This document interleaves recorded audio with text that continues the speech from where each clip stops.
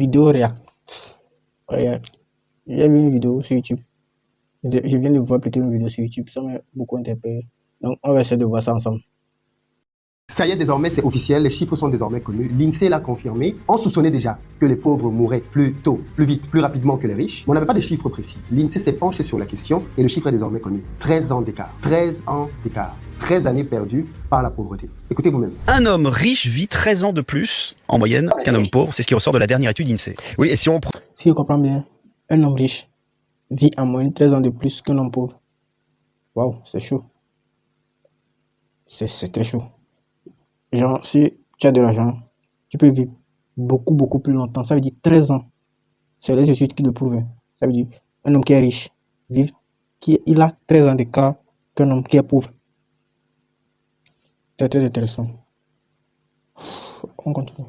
Prend l'écart le plus important, les 5% des femmes les plus riches, puisque vous savez que les femmes vivent plus longtemps que les hommes, peuvent espérer vivre 17 ans de plus que les 5% des hommes aux revenus les plus modestes. À 50 ans, un homme a 7 fois plus de risque de mourir 7 fois dans l'année s'il gagne peu que celui qui a un gros salaire. L'espérance de vie de ceux qui gagnent moins de 1250 € net par mois a même baissé de 6 mois au cours des... Énorme. On pouvait penser qu'il y a peut-être 6 mois, 1 an, 2 ans, mais 13 ans, c'est quand même oufissime.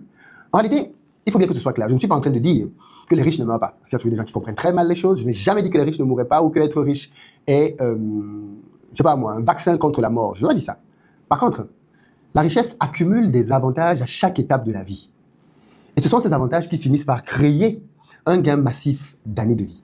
On parle d'ailleurs de gradient social de santé.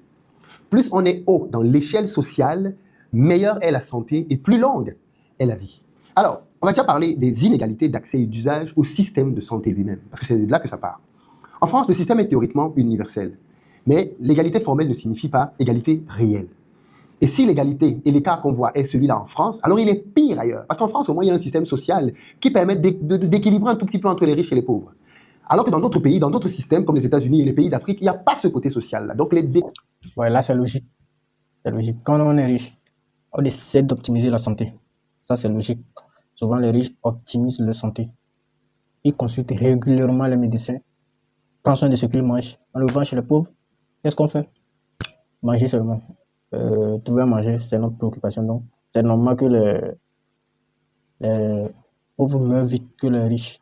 Et que les riches meurent beaucoup trop tard. C'est logique, hein, c'est logique, c'est logique. La leçon à tirer, c'est quoi? C'est cherchons l'argent. Cherchons l'argent.